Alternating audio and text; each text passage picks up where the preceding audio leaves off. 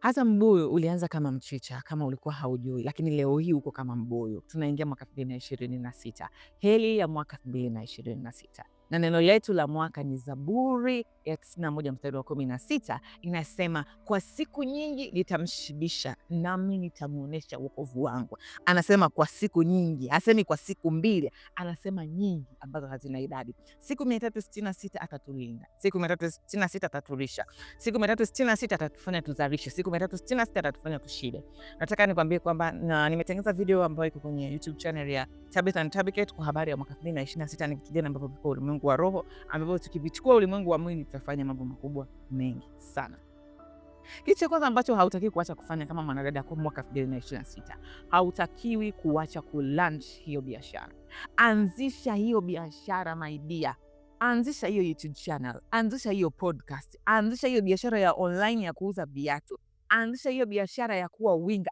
Fanya kile ambacho idea aliyokupa Mungu ndani ya moyo wako. Fanya kile kitu alichokupa Mungu ndani ya njozi zako. Anasema kwenye Zaburi ya 89 kwamba atasema na watu wake kwa njia ya njozi. Sasa kama wewe umesemeshwa na Mungu kwa njia ya njozi, do that thing, okay? Fanya kile Mungu alichokuambia ufanye. Hebu tuseme kitu kimoja. Kama mimi Mungu alipokuwa amenisemesha kwa habari ya kwamba ninamwomba kazi, ananiambia kwamba utafundisha watu, utakuwa mwalimu wa kufundisha watu.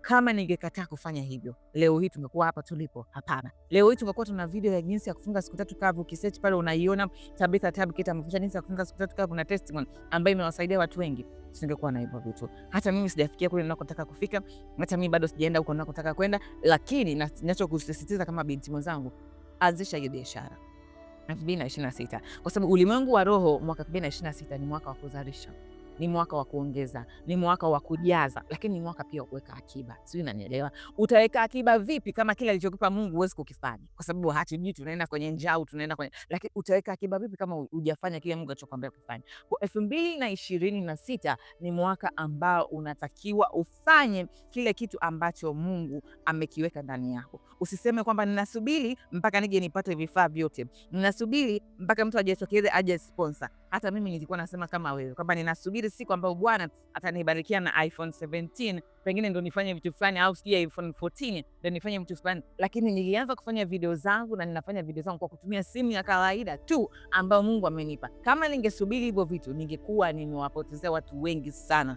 yale maarifa ambayo walitakiwa wayapate. Biblia inasema ukisoma katika kitabu cha Mithali 14 mstari wa 23, katika kila kazi mna faida, bali maneno ya midomo huleta hasara tu. Biblia inasema katika kila kazi mna faida.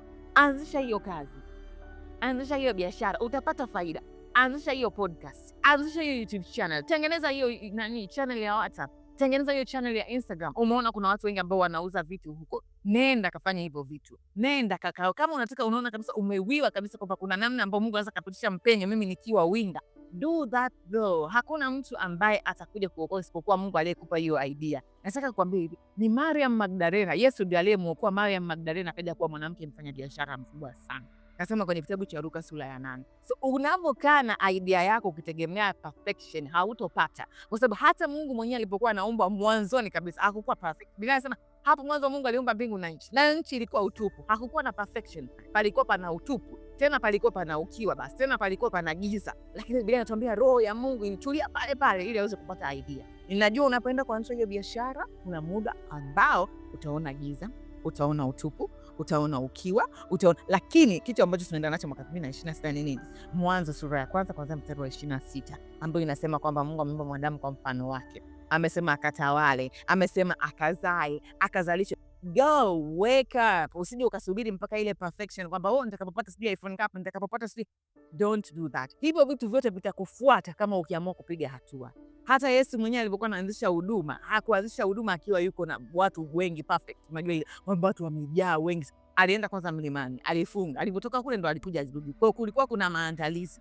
Na wewe hata katika biashara yako kuna maandalizi ambayo utagundua, okay, hii inaniandaa mimi kuwa mtu mkubwa baadaye. Hii inaniandaa mimi kuwa mtu fulani baadaye. So usiache kurunch hiyo biashara. Usiache kurunch hiyo idea. Usiache kutumika huko kanisani ambako umepewa idea hiyo. Usiache kufanya hicho kitu ambacho Bwana atakitumia kwa kuinua wewe kiuchumi. Kwa sababu nataka tukwambia kwamba Biblia inasema hivi kwamba Bwana umponya aliyetaabika kwa njia ya taabu yake.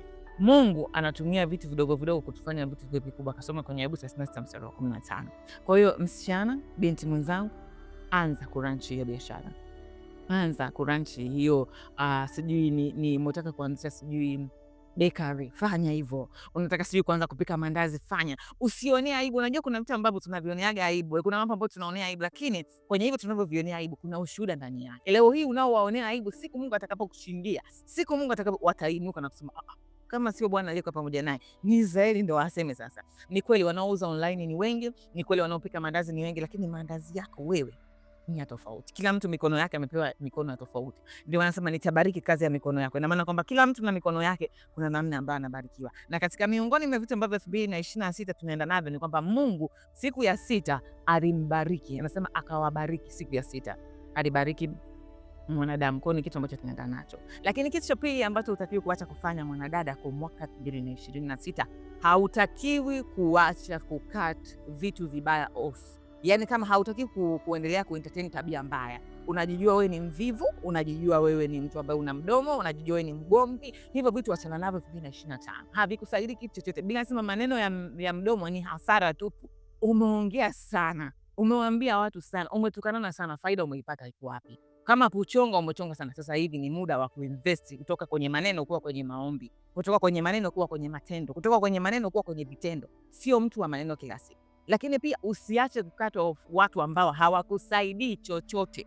Nataka tu nikwambie kitu kimoja kwamba hata Yesu kusoma kwenye kitabu cha Luka sura ya 8 alikuwa akienda sehemu anaenda na Petro na Yohana na Yakobo, ila alikuwa na wanafunzi 12. Wengine alikuwa anawaacha wapi? Mimi na wewe.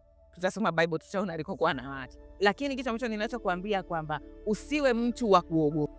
Usiwe mtu wa kuogopa. Usiwe mtu ambaye unasema nikimwacha huyu mtu ambaye ndo anayenilipia bills zangu, lakini nikimwacha huyu, no, ondoka hapa. Nataka kukwambia ondoka. Hata Mungu alipomwambia Ibrahim amuondoe Hajiri pale, Hajiri angeng'ang'ania kwa Ibrahim, asingepata ule mbaraka wa kwenda kupata kile kisiwa kile kizima ambacho cha mafuta. Asingepata. Nasoma kwenye kitabu cha Mwanzo sura 21. Kwa hiyo ladies, tukubali kuachana na watu. Tukubali kuachana na tabia. Kuna tabia ambazo usipoachana nazo hauwezi kuona mafanikio. Kuna watu ambao usipoachana nao hauwezi kuyaona hayo mafanikio, kwa sababu muda wote wanafikiria kushindwa. Muda wote wanafikiria kuona kwamba kuna giza. Muda wote wanafikiria kwamba, nataka nikwambie kitu, Biblia inasema aonavyo mtu nafsini mwake ndivyo alivyo. Nasoma kwenye kitabu cha Mithali 23 mstari wa 7. Kwa huyo mtu ambaye unakaa naye anavyoona nafsini mwake anajiona ni mtu wa kushindwa. Na wewe umemkazania my friend, my best friend. Nataka kuambia hivi, miaka yote utakuwa unafanya nimefanya kwa vitendo. Ongela furana. Lakini kumbe na wewe utakiwa upewe hiyo pongezi. Lakini hivyo vitu vinatokana wapi? Wewe umekataa kuwaachilia watu. Waache watu waende. Waache. Kuna kitu kimoja ambacho nimejifunza mimi binafsi, amenipisha dada mmoja hivi. Aliniambia hivi, na Mungu mwenyewe alinipisha hicho kitu, lakini aliniongezea kwa dada mmoja kwamba Tabitha, watu ni wa Mungu. Mtu anapokuja kwenye maisha yako mshukuru Mungu. Anapoondoka mshukuru Mungu. Biblia inasema tazama, ulikuwa wa thamani machoni pangu na wa kuheshimiwa. Nami nimekupenda, nitatoa watu na kabila za watu kwa ajili ya maisha yako. Kwa kuna muda ambao Mungu anaweza katoa watu, lakini baadaye akiona watu hawatoshi anaongezea makabila ya watu. Unaelewa? Anaongezea makabila. Kwa Mungu anapokuambia kwamba achana na huyu mtu, achana na huyu rafiki, usiogope. Umeona huyu mtu akiwa na post stress zake zinanifanya mimi nijisikie baya, mute, mweke huko. Umeona huwezi kabisa, delete namba yake. Hata kama ni ya kwangu, delete it. Unajua? Yani sio kwa sababu anamtumikia Mungu. Hapana. Just delete it, okay? Do that. Itakusaidia sana. Itakusaidia na itakupa ile faraga ya kwako wewe binafsi. Unajua, usiwe mtu wa kusema kwamba unajua hata kama ni huyu ni boyfriend, pengine ni boyfriend wangu wa muda mrefu, amesema atanioa, amesema ni, lakini mtu ambaye anakupiga, ni mtu ambaye anakuumiza, ni mtu ambaye anakudharau, ni mtu ambaye ukiwa unasoma Bible hamheshimu Mungu aliye naye. Still you want that man. Still unamtaka. Una rafiki yako ambaye hamheshimu Mungu wako, anamtukana Mungu hadharani, lakini unasema nitakuwa naye, nitaambatana naye. Biblia inasema aliye kinyume na mimi hayuko pamoja na mimi. Inasema hivyo. Achana na hao marafiki zako. Umeanzisha biashara yako, unamwona kabisa huyu rafiki yangu, sawa, hawezi kununua kwangu, maybe hawezi, lakini kila hakika yani duka lako hajajaa, yani ili duka kuja kujaa mpaka lijaa haiwezekani. Kwanza wewe mtu mwenye, delete that friend, unajua, mfute huyo rafiki. Unaelewa? Na kitu kingine ambacho hatuachi kukifanya kwa mwaka 2026, hatuachi kutafuta maarifa. Mwaka 2026 wekeza kwenye kutafuta maarifa. Biblia inasema kumcha Bwana ni chanzo cha maarifa na kumtafakari mtakatifu ni ufahamu. Mithali 9 mstari wa 10. Tafuta maarifa. 2026 usiwe tu mwaka ambao uko idle. Umepanga nini kwa mwaka 2026? Haya, umepanga unataka kusoma cherehani, katafute maarifa ya cherehani. Umepanga labda kuwa mtu ambaye utafanya mambo ya videos, utakuwa unatengeneza content na nini, nenda katafute maarifa. Umepanga unataka uanze kufundisha darasa la wamama, nenda katafute maarifa. Usikae tu, nenda katafute maarifa. Hatuachi kwanza kutafuta maarifa. Usikae tu. Unajua ukiwa unaongeza kitu unapata kitu, lakini ukiwa una kile kitu unakitoa hauongezi kitu kingine, hauwezi kupata kitu kingine my dear, hauwezi. 2026 invest kwenye kutafuta maarifa. Invest kwenye kujiwekeza wewe mwenyewe. Tafuta maarifa kwa njia ya maombi, tafuta maarifa kwa njia ya kujifunza, tafuta maarifa kwa njia ya kutafakari. Usiwe tu mtu ambaye unakaa unasubiri mpaka watu waje kuambia. Wewe mwenyewe tuna Biblia. Nawaambia watu kila siku, kama huwezi kusoma vitabu, tuna Biblia. Nenda kajinunulie kitabu ambacho utaanza nacho kwa mwaka 2026. Ni kitabu gani ambacho unaanza nacho? Ni kitabu gani ambacho unataka kutengeneza? Anza na hicho kitabu kwa mwaka 2026. Usiwe tu mtu ambaye umekaa tu, unajua mimi sasa hivi nategemea mpaka tafuta maarifa msichana. Tafuta maarifa binti, yatakusaidia. Hakuna kitu kizuri kama kuwa mdada bora. Nataka tu nikwambie, hakuna kitu kizuri kama kuwa mwanamke bora. Sisema mwanamke aliyekamilika bora. Hivi ushaikuwa umekaa mwenyewe like kama sasa ambao tuko single. Umekaa mwenyewe, kuna sometimes una feel a peace of mind ambayo utafikiri una hela kumbe hauna. Ulichonacho ni Yesu na yale maarifa aliyokupa Yesu. Na ndivyo inavyotakiwa kwa mwaka 2026. Usikae tu una smartphone ya kwako. Usitumie tu kwenda TikTok, Instagram, tumia hiyo Instagram na nini? Simu yako utafuta maarifa. Watu wanapika, unatamani kuwa mpishi online, nenda kaangalie. Unaona kuna mtu ambaye unatamani pengine kuwa fundi cherehani, nimesema nenda katafute hayo maarifa. Unatamani kuanzisha duka, katafuti hayo maarifa, jinsi watu wanavyofanya biashara. Lakini kitu kingine ambacho hatukiachi kwa mwaka 2026, hatuachi kuweka akiba. Wadada, unaelewa? Usiache kuweka akiba. Get this from me. Biblia inasema jifunze kutoka kwa chungu. Chungu sio mbibi. Chungu ni mtu ambaye anaweka akiba. Unanielewa? Kwa dada wengi sana tunaona sifa kushop. Unajua hicho kitu nimejifunza kwa mwaka 2025. Unajikuta umenunua viatu, umenunua manguo, umenunua manini na nini. Lakini kuna wakati ambao tunatakiwa tujifunze kuweka akiba. Kwa sababu hata Biblia inatambia kwa siku ya 6, Mungu ndio siku ambayo aliwafundisha wanadamu kuweka akiba. Aliwaambia watakula majani ya chakula kupitia watakachokuwa wamekilima. So tumesi kwamba kile wanachokilima ndicho kitu ambacho wanatakiwa kukiwekea akiba. Kwa mwaka 2026 jifunze kuweka akiba. Acha kuwa spender tu, weka na akiba. Unajiwekea kwamba labda mimi kila wiki nitakuwa naweka 10,000. Mimi kila mwezi nitakuwa naweka 10,000. Nenda, kuna sehemu nyingi, kuna Mwekeza, kuna UTT. Nyingi sana zipo sehemu ambazo unaweza kuwekeza. Nenda CRDB wana Marikia account. Nenda Akiba Bank wana akaunti inaitwaje? Nimesahau. Kuna benki nyingi. Nenda NMB, kuna benki nyingi, nenda kaweke akiba. Kama huwezi kuweka akiba huko, kuna sehemu nyingi ambazo unaweza ukaweka akiba. Na kuna mtu ambaye ataniuliza, je, kwa habari ya vikoba, kama unaona Roho Mtakatifu anakuongoza ukaende huko, just go there. Lakini kama unaona Roho Mtakatifu amekukataza, please don't do that.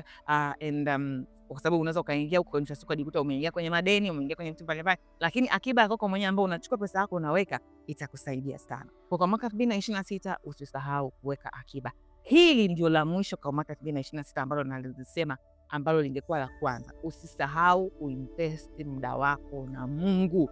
Yaani fanya haya yote, lakini hakikisha unapata faraga na Mungu. Sio, unanielewa? Hakikisha unapata faraga na yule aliyekuumba. Usiwe tu mtu wa kupapasa papasa, usiwe mtu tu wa kusogea sogea. Hakikisha unapata faraga na Baba wa mbinguni. Hakikisha unapata faraga na yule ambaye amekuumba wewe hapo. Sio, unanielewa?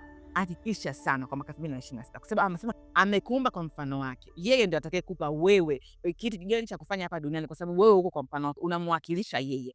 Kwa binti yote ambaye uko kwenye huduma ya The Vine au uko kwenye hapa Binti na Tabitha, kwa mwaka 2026 Mungu akusaidie, hayo yakusaidie na yakuongoze, na Mungu awe pamoja na wewe. Ninakuombea kila lenye heri, kila lenye baraka. Mungu akusaidie sana, akutunze na kukuhifadhi. Ninakupenda sana. Usisahau kusubscribe, kulike and comment and share.